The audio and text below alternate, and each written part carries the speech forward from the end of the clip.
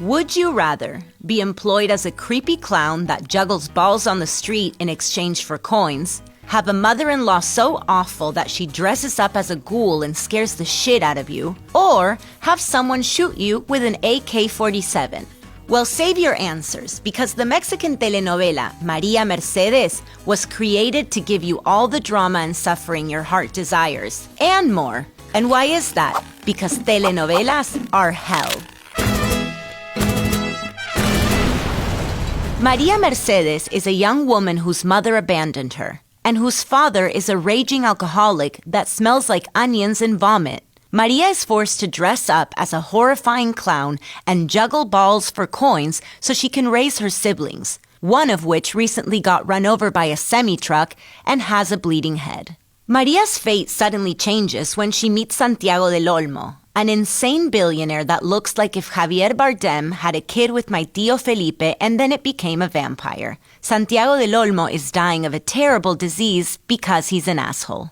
One day he meets María and is like, "Hey, ugly, wanna get married? I'm gonna die in a day or two and I'd rather you inherit my money than my sister who's the biggest piece of shit that ever lived." And María's like, "Fuck yeah, as long as I don't have to screw you." So they get married and he immediately croaks. When his limp-tit sister finds out that she's not getting the inheritance, she gets so enraged that her eyes roll to the back of her head.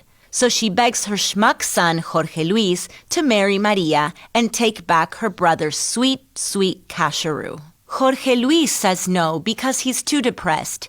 You see, his wife was shot on their wedding day and died even though she didn't bleed, which is odd. So his mother does what any loving mother would do to comfort her grieving son.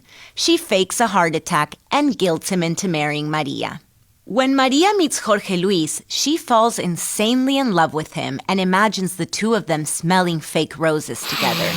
Like the human diarrhea that he is, Jorge Luis pretends to love her back just to get her money, even though he can't stand her because she eats chicken with her fingers and dresses like a glamorous clown. As if marrying her for money wasn't bad enough, Jorge Luis treats María like total garbage and cheats on her with this lady who wears sequined gowns to lay around on her futon. Of course, the suffering doesn't end there. One day, María's alcoholic father drives straight into a pile of cardboard boxes and dies. Now that María's life has hit rock bottom, she decides to get it together.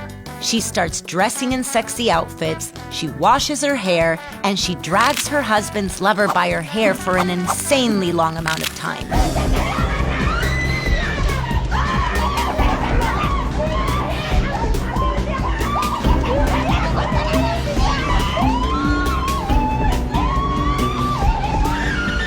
Instantly, her husband's like, "Hey, come to think of it, you're hot.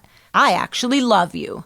And immediately gets her pregnant. The moment his mom hears of the pregnancy, she devises a plan to make María look like she's insane. She dresses up as this terrifying ghoul and scares the shit out of her, which I personally think is kind of hilarious.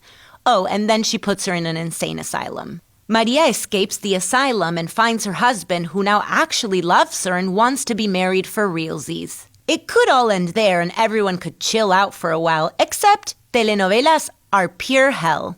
María's mother-in-law sends a man who's wearing a tuxedo to shoot María with an AK-47 that, like most AK-47s, has a bright pink strap on it. The man in the tuxedo is clearly not good with guns because he misses María and then shoots up at the sky 100 times before having the AK-47 explode on his own face.